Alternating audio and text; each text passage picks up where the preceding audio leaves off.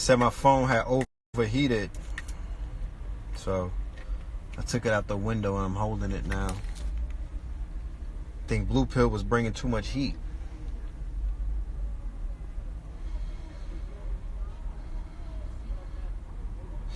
Nah, we not giving Big Brother no energy though. I'm not gonna say it's Big Brother, you know. And said that the phone was overheating, and when I grabbed that shit, it felt like a hot tamale. So maybe because it was sitting in the window, the sun was cooking the phone. You know, it's an iPhone. So it is what it is. I'm not gonna give none of these. I'm not gonna give nobody the energy that they don't deserve. So I'm not gonna be like, oh, they cut my thing. No, I'm not doing that.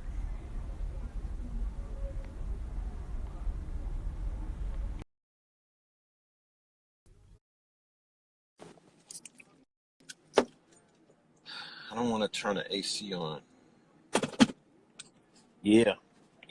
Yeah, pardon me, bro. So look, let's do this as well. You know, let's begin this conversation by wishing hip hop a happy motherfucking birthday. All right? That's right. So happy birthday to hip hop. It's 40 plus. You know what I'm saying? You do the math. Okay, I think it's 46 because it was started 73. August 11th, 1973. You know what I'm saying? Happy birthday, hip hop. Thank you for saving us.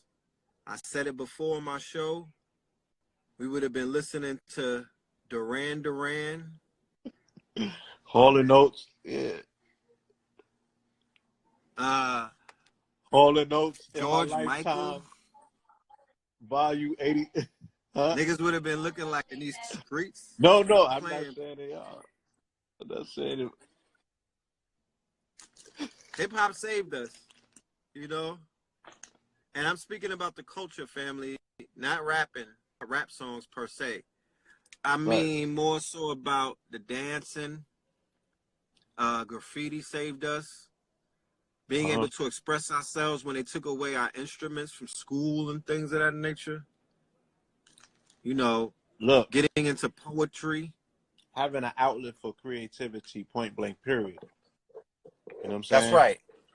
Just being an outlet for creativity. Yeah. Having an outlet for creativity within itself is a saving grace. So we want to salute that. Fact. Yeah. Somebody said Cyndi Lauper. Yeah, man. We would have been following their footsteps because music is impressionable.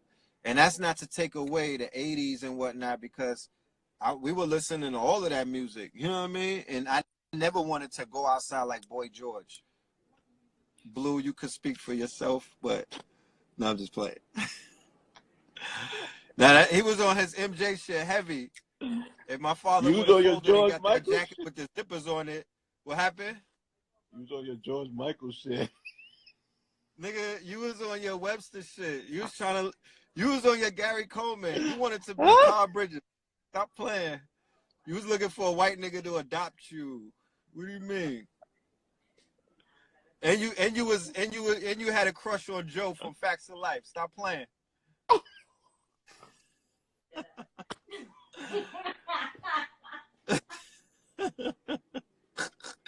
I had a crush on Tootie. Yeah, you had one on Joe. You had a crush on the headmaster. What's her name? On the headmaster. Mrs. Gary.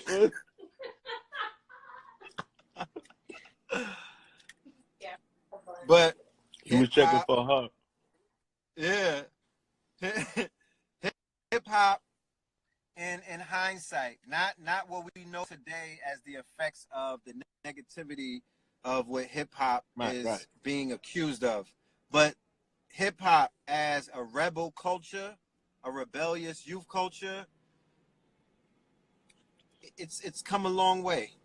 Look, family, we were born in the Bronx, right? In 75. You dig what I'm saying? So I can't express to you what walking through a war-torn area, you know what I'm saying, the shit that looked like it like you look like you in Saigon or something like that. You feel me? Like there was nothing indicative about that environment that would suggest that there was geniuses amongst us or so much creativity existed, you know what I'm saying, in these burnt out buildings. But lo and That's right. behold, you know, I remember hearing the music, I remember seeing the speakers, I remember seeing the fashion. Um, and this was before like a strong onslaught of drugs per se. You know, I remember, but then I remember going to like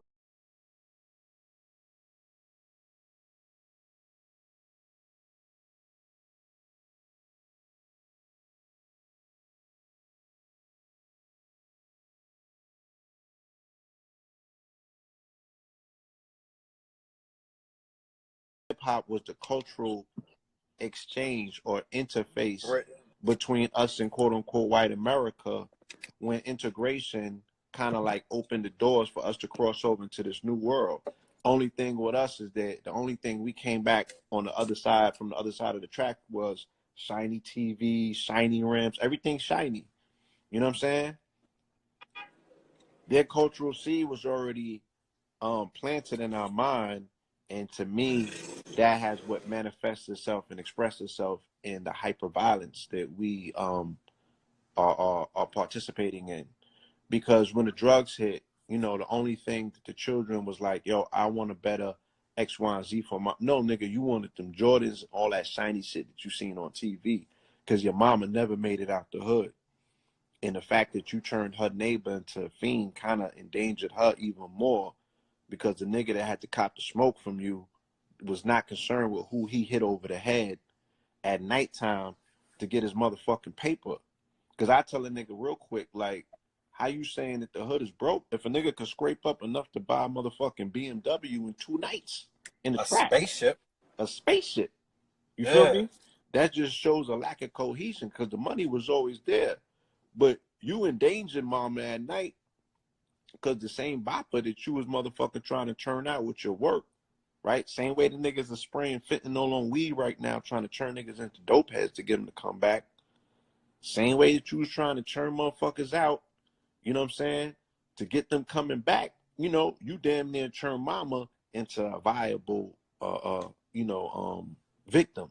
You know what I'm saying, for this person that want to come and get your work because you putting rat poison in and shit and all that in it. So yeah, the shiny shit theory is really, you know, what made niggas run out and overindulge in consumerism because, you know, you've had this dangling carrot in your face and you feel that the acquisition of shit that you never had will put you on an equal plane with the people that technically you should have never been wanting to look to be equal with to begin with.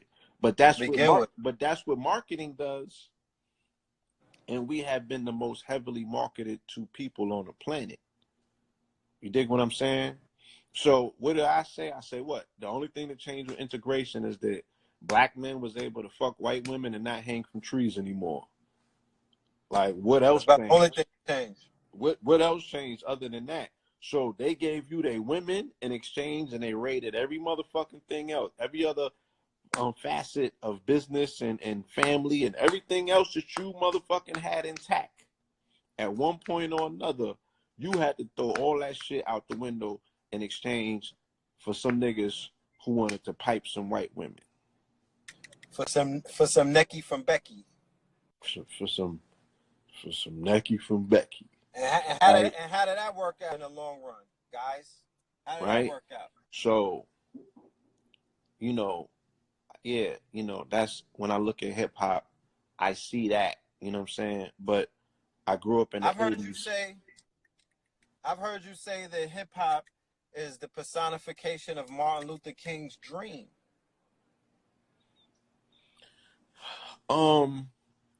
And like I said, in so many words, you feel me?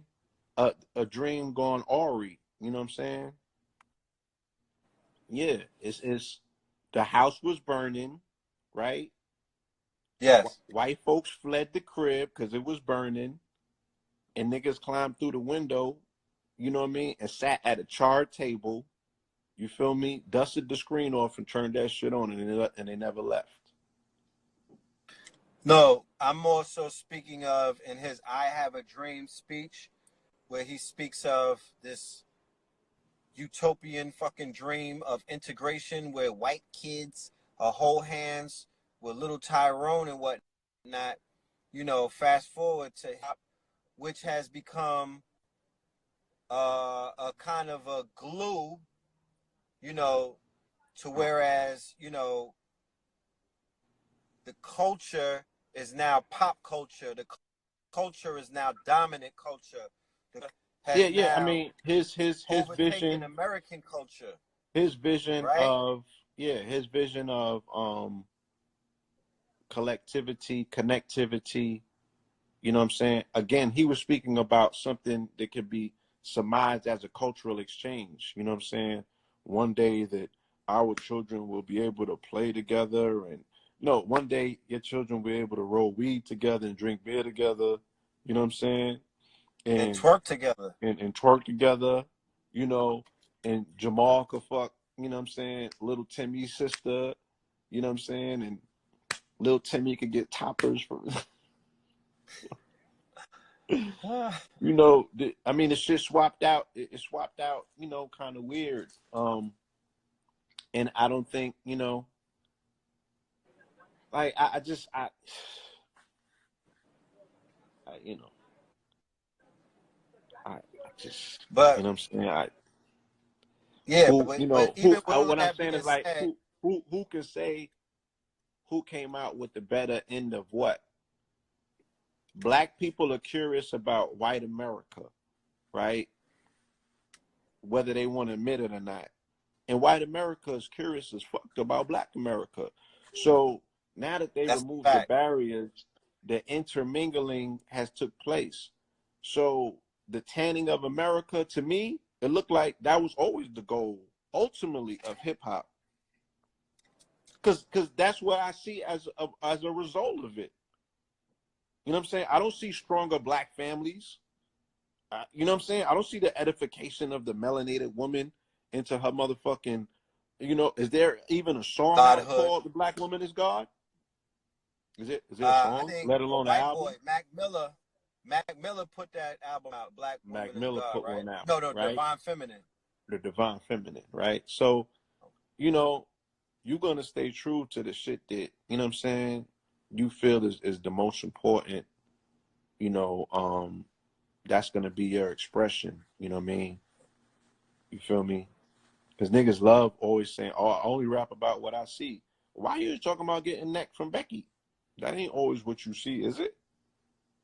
No, that's what you want. You know what I'm saying? Those are your desires. You know what I'm saying? Those are your dreams speaking out on wax.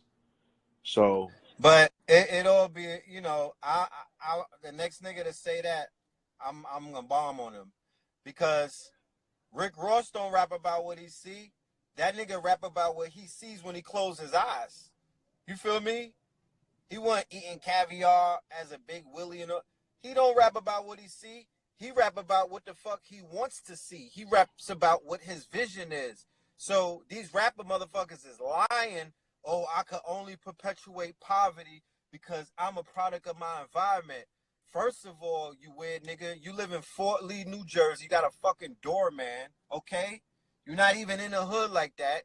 You know what I'm saying? Nigga, and you don't know. You not rapping about a future that you want our people to live in. You're perpetuating some shit from the 80s and the 90s that you probably didn't even live through. So, you know, I'm not falling for that one.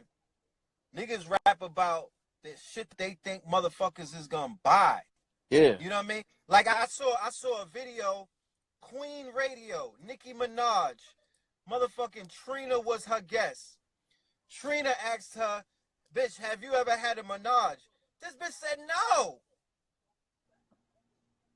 Nicki Minaj said nah, and they were speaking, and Trina, she said, "Well, it happened to me one time where I got propositioned by a dude and their wife to be the third party, and I felt so uncomfortable that I had to get the fuck out of there. I'm like, bitch, how the fuck do you, y'all done turned out damn near every single fucking innocent girl that's listening to your music. You done turned you know, goddesses into Barbies, and your name has Minaj on it, but you've never participated in a goddamn Minaj.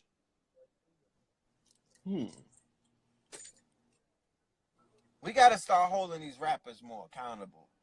Because here we go celebrating the anniversary and everything, but of course we know this shit has gotten out of control. So, and my question would be, where is the oversight? Fuck trying to regulate the little dick white supremacists. You ain't gonna do nothing to them. What about the oversight on these niggas inside of our culture? How about, why don't we start there? You know what I mean? Why don't we try to draw up some sort of rules or anything? There's no regulation whatsoever, and you see it in the streets. You cannot deny the fact that the soundtrack to the fucking degeneration, the downfall of people who once stood on a high ass pedestal is not directly connected to the music and the culture, but with the videos, the artwork, shit like that. We can't dodge that no more. I know for a fact that chicks walking around with the mermaid weed, the shit that look like algae, blue-green type shit, and these niggas running around wearing purses and whatnot, that's part of the culture. That's some shit that they got off of World Star. You know what I mean? Like, the influence on that is coming out of the culture. And it doesn't have to be a song anymore. Love and hip hop is the culture. Fucking Ratchet Mondays is the culture. Vlad TV and World Star is the culture. Nigga, Pornhub is the culture. The B movies that niggas love. State Property. I put a Dame Dash had the audacity to put a clip up of State Property 2 on his page. I said, yo, why don't you make a conscious movie? You riding the fucking wave, but you're responsible for some of the most ignorant movies ever to fucking be produced. Like, you don't see the problem in that, bro? 1 minute you a boss and you critiquing Jay-Z, but Jay-Z did the fucking Khalif Browder story. He did the Trayvon Martin story. That nigga's married to a black woman. Like, you was the brainchild behind all of that cocaine rap. Hold on. What up? When Rockefeller before Rock, shout out to Choke No Joke. I'm on these niggas. Before Rockefeller fell apart, it was Dame Dash that was signing everybody that's old crack in New York. You know what I mean? He was the one who made that label a bando. So I'm confused. I'm like, bruh, where's your fucking advocacy? Like, you gotta, if you a producer and you a director and you run around talking about you woke and black excellence, that shit gotta show in your work. That shit gotta show in your work.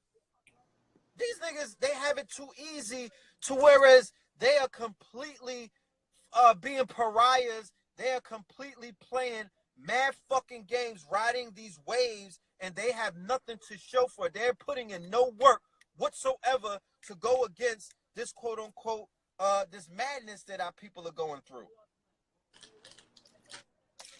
Nigga, you gotta atone for Killer Season. You gotta atone for State Property 1 and 2, my nigga. Like, there needs to be some kind of fucking atonement for that shit. Cause that shit people fucked up.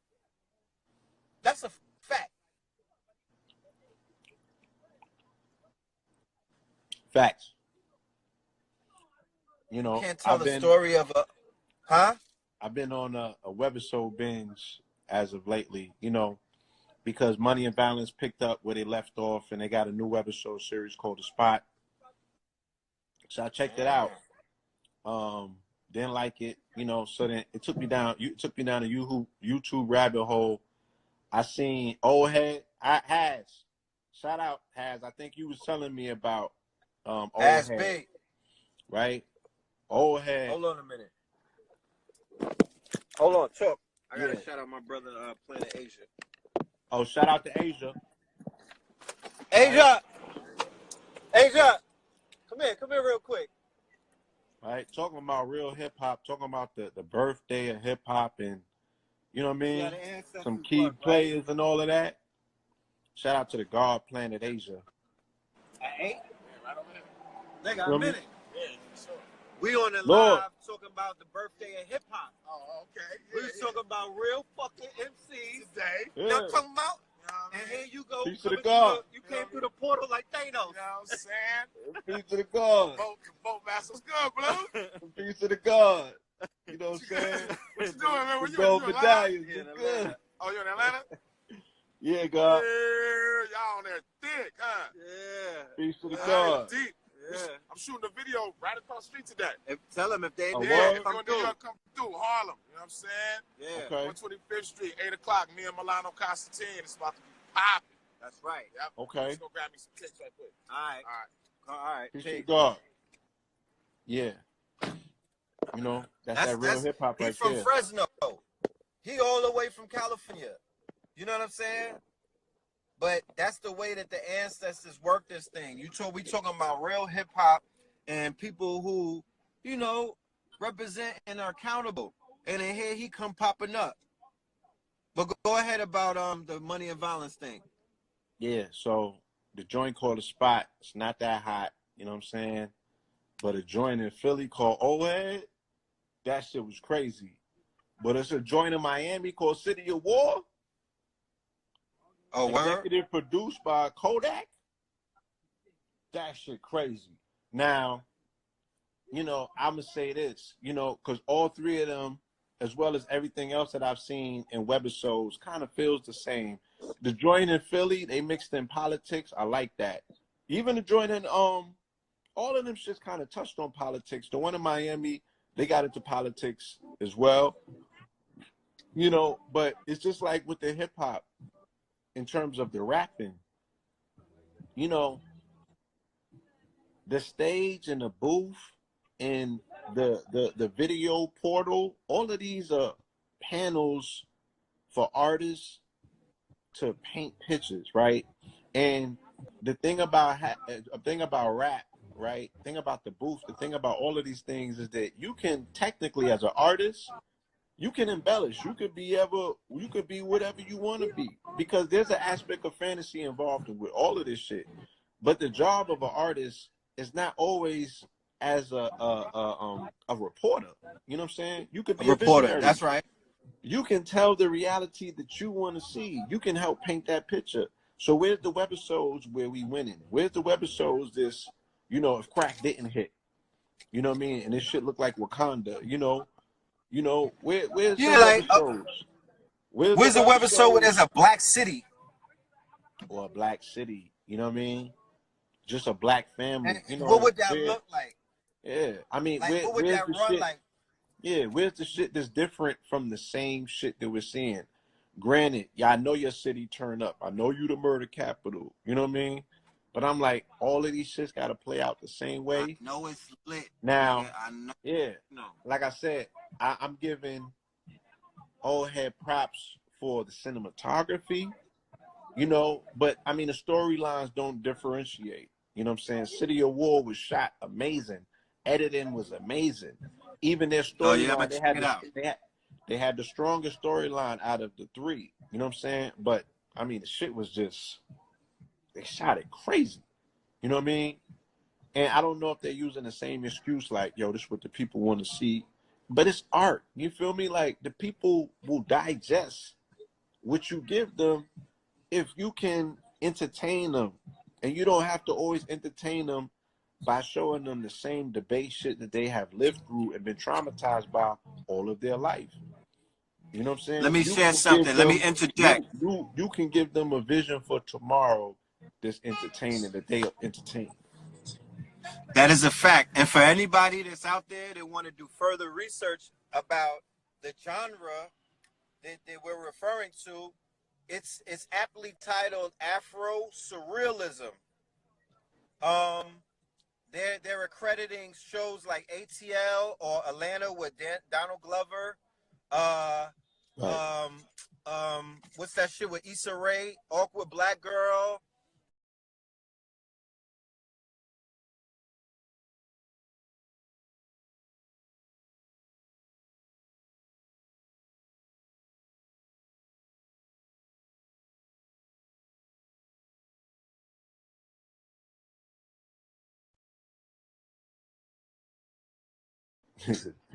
Power. Anything that's dealing with our people in a modern day context, huh? Now somebody said power. That ain't Afro surrealism. Our, That I shit is a think webisode, I'm not man. sure if Power falls under Afro Surrealism, family. That shit. But That's a then, glossy webisode. Yeah. yeah, hold on, because there's Afrofuturism. I'm giving you two genres that are billion-dollar genres that our people have not ventured into for some strange reason. Now, Afrofuturism is Black Panther, Sun Ra, Pharaoh Sanders, like all of that shit where black people are winning, like Bobby Hemmett told us, like Delbert Blair told us, like Phil Valentine told us. In the future, what's the problem, fam? Like, we could go hook up with the Nubians, go put some of the garb on, you know what I mean? Go into a spot where it's all green screen, and we in Tamaray in 2020 something, you know, telling a storyline and building out a story arc in which we're winning. And then that's what you could feed to the children instead of Peppa Pig. That's what you could feed to these young teenagers instead of Fortnite. You know, shout out to Derek Grace for having the audacity to create his own video game company, or just having the vision. Shit, because you got to understand how these Black Mirrors work. You put the vision out there and then it manifests. Shout out to that man for having a fucking balls and the audacity to just put a picture up. That's where it starts there. Go on, if you go on my page right now, I put a flow chart on there about the timeline of Instagram, and then I got another one where I'm gonna put up the timeline of YouTube and Facebook, showing you that they did not start out as Facebook or YouTube. Facebook started out as a website called Hot or Not, and then that shit flopped and it burned, and then they had to create Facebook because we learn from our mistakes. It's called failing forward. So niggas ain't even trying to fail forward with Afrofuturism and Afro surrealism. Where's our Love Jones? Where the fuck is our love stories? Why nigga can't take a camera and go to damn Zimbabwe and fall in love with some shit? Where's that story at? Why Ados can't fall in love with an African? Yeah. The Ados, yeah. Where's the Ados African love story? You know what I'm saying? Or shit, where's that one at? Yeah, you could go to you could go to Desta and film it around an Eritrean or Ethiopian or something. Like, where's the creativity? Like, make the shit pop. Look, you letting all why is niggas away. Not even in on Nollywood? Where's Beyonce Part 6? Where's Beyonce Part 6? Like, niggas haven't even tapped into Bali or Nolly to tell their own stories, though. That's what I'm talking about. Yeah, like, and they over there, they with the shits in Nigeria. You could go over there and get on your D-boy. You could do whatever. You feel me? But you could go to Nigeria the same way that I see niggas in Rome. I see niggas taking their wizards to Italy and fucking France. You know what I'm talking about? And there's no offense against none of that. But if you're not going there to research, the fuck you doing there? You don't even know what the fuck you doing. You don't even know what the fuck is there when you're there. You just got Italians stunting on you, spitting in your pizza. You don't even know. You know what I'm saying? You don't even know what the fuck the significance of it Italy is. And niggas is running over there. I don't see you niggas in Nigeria. I don't see you niggas in Ghana like that. Like I said, calm down. The people are going to always express their marketing. You know what I'm saying? And they've been strategically marketed that, bro. They've been marketed that. You know what I'm saying? So they're expressing that, especially these millennials. They have not had that much exposure to this information or to history or whatever. So, you know, I see a lot of things. I mean, the fact that I see melanated people traveling, period, getting I out of love their it. hood. I mean, because that was the issue. Niggas that didn't leave the block. You know what I'm saying? Right? I got niggas right in New York that I can't convince to come to Atlanta. So you talking about getting on a whole entire plane and moving around to different continents, having love affairs and shit like that. I mean, you know, people got a long way to go, which makes the future even that much more interesting. Because hip hop is taking it everywhere. You know, it's on all four corners. It has saturated the global market. You know, the thing to follow up with that is the cultural ambassadors of that art form going to these places, setting up shop, you know what I'm saying? And really like stirring the pot, you know what I mean? Really making some cultural exchange and some cultural connections to make some real shit move. You feel me? And I mean, you know, the dreams don't even have to be that motherfucking, you know, far out there. This is They attainable don't. shit that will change things. You know what I mean? That's a fact. So, you know, shout out once again, shout out to hip hop.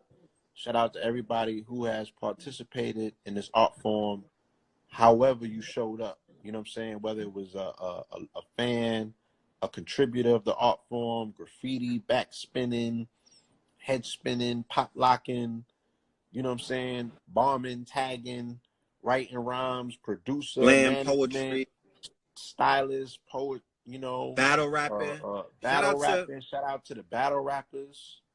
shout out to Lux. Shout out to Hollow the Lux. did it on. Shout out to I've Lux. enjoyed every moment of it. Yeah. I've enjoyed every single moment of it, even the debased moments.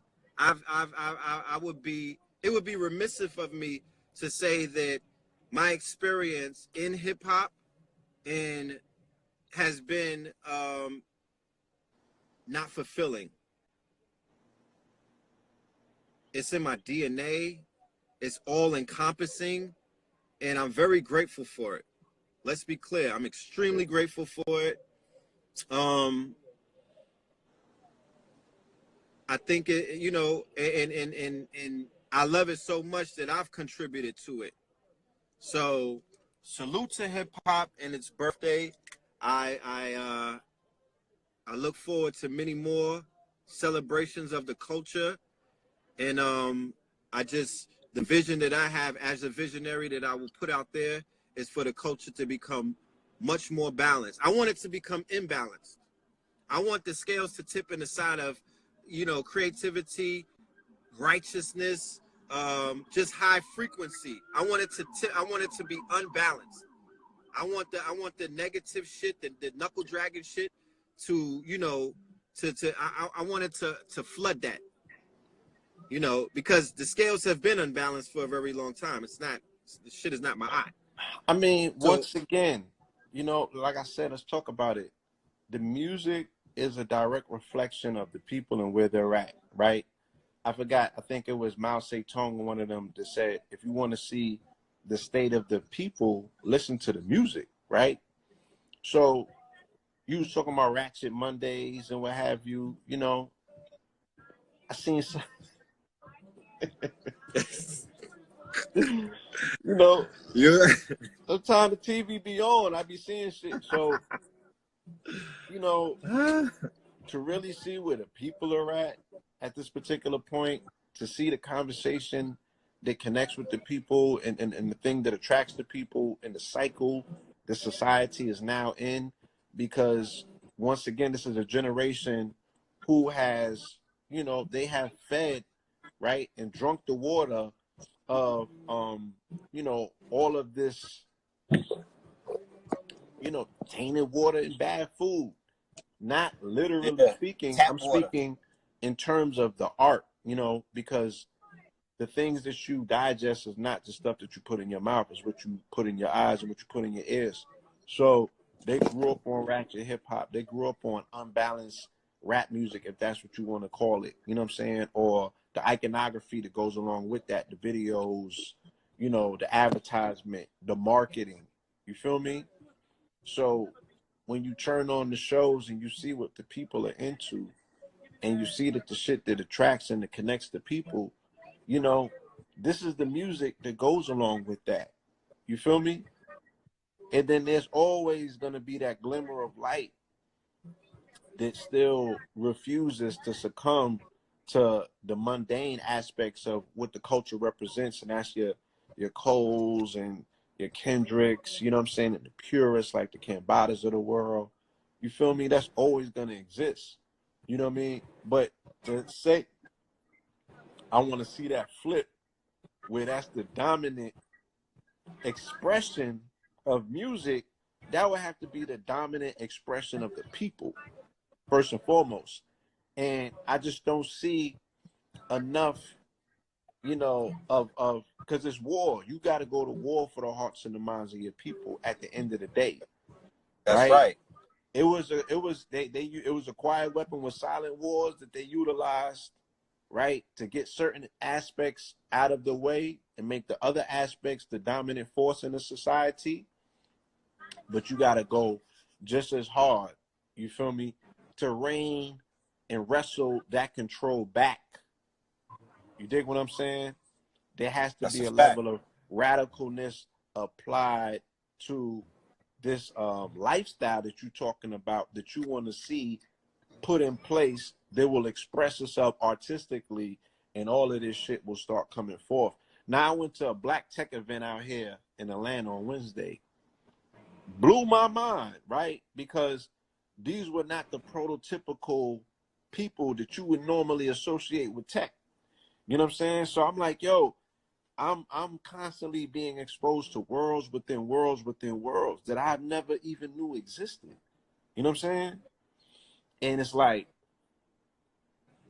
you know, I was just for the thought leaders and the people who Christian themselves leadership in this movement or whatever this thing is, you know, step outside of your circles, step outside of your bubbles, step outside of your box, you know, and start exposing yourself to different things, you know what I'm saying, and see where people interact with, you know, and what are their interests. You feel me? Because like all of these people in this tech space, as professional as they was, as tightly wounded as they was, right? You put some fucking Migos or some trap on, god damn it, that's still everybody's backdrop. You know what I'm saying? Still everybody's backdrop. You know what I mean? So it's like, why is the shit that's winning winning? And why is the shit that you feel is supposed to be winning not winning? You know what I mean? And you got to look at this shit like a social engineer. You feel me? And you got to look at this shit, you know, and like I said, it has to have a different edge to it, because you got to wrestle and fight for the hearts and the minds of these people. You know what I mean? Because the ratchet shit is just too easy. You know what I'm saying? But with the ratchet shit, there was content is king, right? Content is king.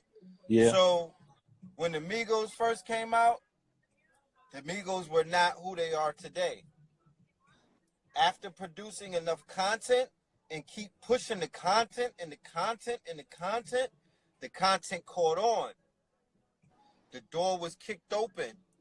Then you know what I'm saying? Then that becomes the culture. So the content that's being created in these circles or in this community or in this network, content has to be created and created and created and created, and it has to be pushed. I mean, I don't agree. You know what I'm saying? I don't agree. I observe a different aesthetic than you at times. So, you know what I mean? I don't always believe that it's supposed to be a flood or a torrent of content. I think that that dilutes the strength of the message. I think that dilutes things. You know what I'm saying? I think that quality, at the end of the day, with a good marketing plan, with a good idea of where you envision this shit actually going, yeah, that's gonna get you a lot further than just throwing mad shit at the wall and hoping something sticks. Feel me? I'm saying that webisodes are needed. More documentaries are needed. Children's shows or animation is needed. Video games are needed. Webisode series and docu-series are needed. And then movies are needed. So I'm just saying that from different mediums and from different places, there needs to be creations of, you know, we don't even have blogs in consciousness. I know that, but like this is what I'm saying. Do you know that? Hold on. This is what I'm saying. Like I would, if I was to get up in that audience, right, of tech professionals that I was just surrounded in, and if I was to parrot what you just said, right, because those people that are there are in business, and those people that are there looking for funding, they'd be like, yo, let me see that on paper. Because the only thing that you're saying is you're saying those are all scalable aspects of a business, but it has to start somewhere, and it has to start on paper. So they would be like, yo, okay, we would start with a blog, and then that blog would garner enough influence to say we have what's called a Big 10 event, and the Big 10 event will be the documentary. And then after the documentary will come the webisodes. And then after the webisodes, you know, we will slip in the children's programming. And then, you know, the webisode will jump into an actual movie. And all of that is scalable. You know what I'm saying? And they would say, yo, that shit will be released in this quarter and that quarter. So it would have to be organized and scaled. You feel me? It's all doable. But like I said, you can't throw everything at the motherfucking wall at once. So, you know, you just got to figure out, okay, well, if this is my plan, how do I properly execute this plan like as if it's a business? And that's what's really been missing, okay? That's what's really been missing. The professional approach towards saying, I'm ready for war. You know what I'm saying? And again, like I said, the war is for the hearts and the minds with it, from the attention of the people, but also something that's tied into a call to action where it's just not entertainment. Because look, I loved Hidden Colors 5, right? But it was no call to action. They started killing niggas the next day, right? That is a fact. And the Dayton, Ohio they was fixed massacre. on the fact that homie couldn't go to London, and it was bodies dropping in Dayton, Ohio, and the white supremacists was mowing down melanated people, right? And a documentary just came out called Art of Warfare, and that shit did not speak about how we can mobilize our warfare apparatus. And that's of no disrespect to Tariq Nasheed, because I have said that that was the best series to me. Because in terms of like, if your documentary is about giving white people the business, that one was it. They was giving them the business, right? They was putting proverbial hands and feet on them, right? But white boys is catching real bodies, not proverbial ones. You dig what I'm saying? And you were already 1,000 points versus 0 down in the game. The scoreboard already looked tacky as fuck. It's janky as shit. So what do you do to put some points on the board at the end of the day? And the points is saving the lives of these little babies and making sure that the women feel safe enough where they can get back into creating their reality. You know what I'm saying? Because it don't happen through you and your apparatus necessarily, you know, unless you really understand the dynamics of power and how to break something and build something on a fucking, you know, on the back of something that's broken. And niggas ain't ready for that, right?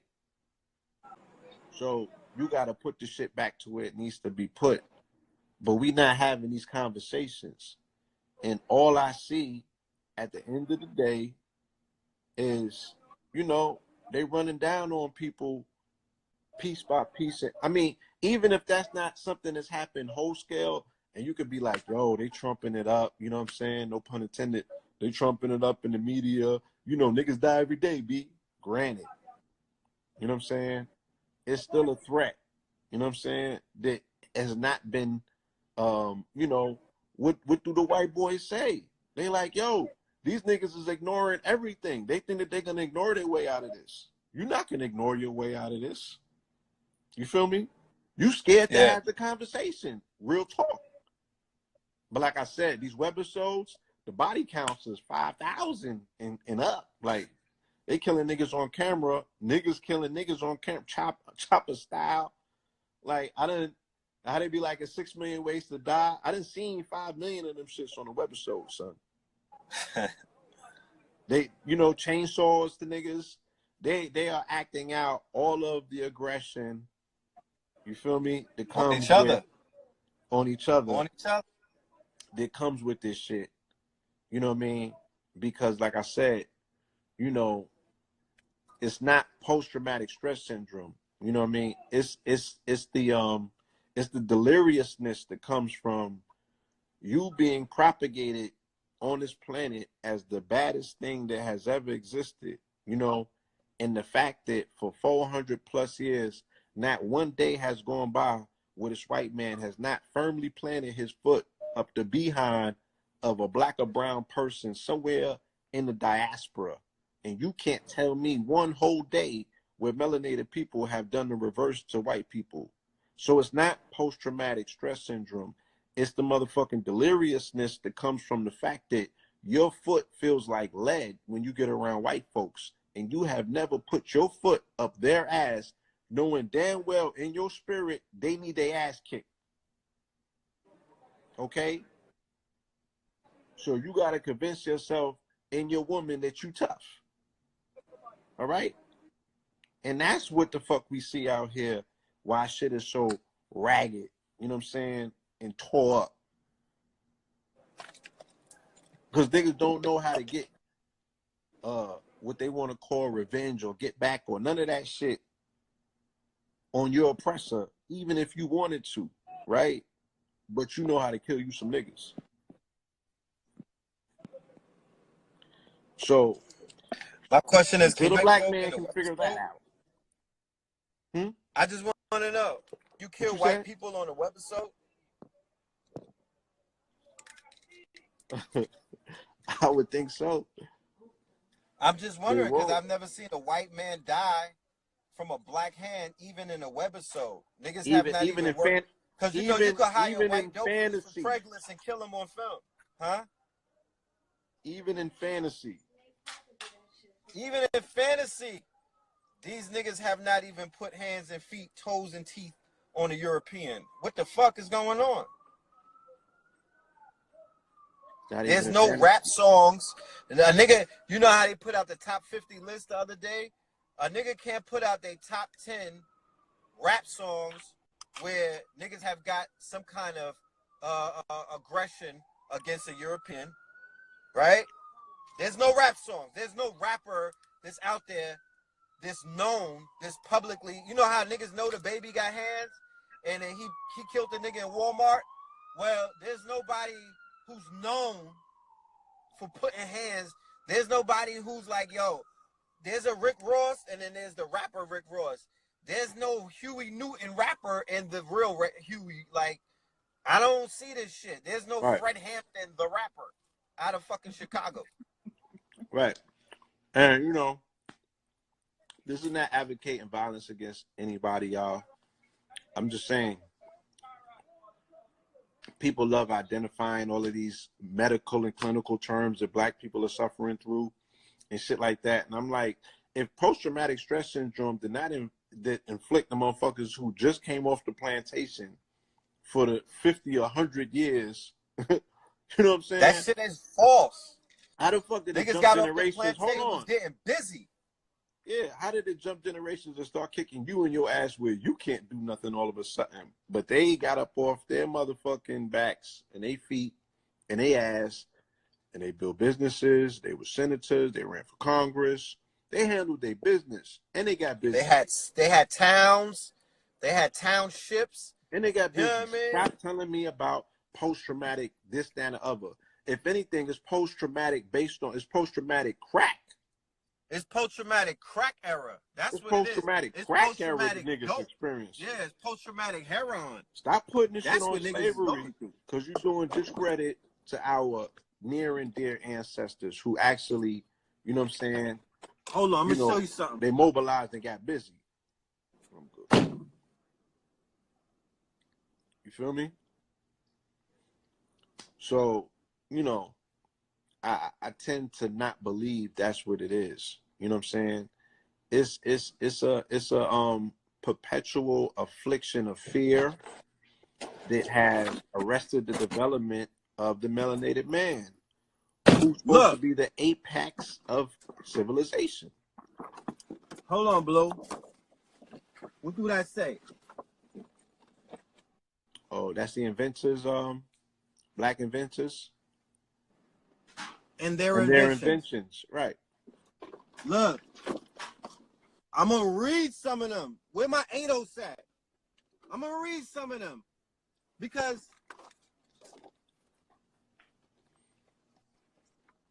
either we gotta give props to the niggas who was never a slave, the Adors, the runaway slaves, the Ados, the descendant of sovereigns, because there was a germ and there was a stock or a pedigree and a gene of black folk in America when they was telling us that we didn't do anything and we were slaves and we didn't contribute a damn thing. We couldn't read all of this shit.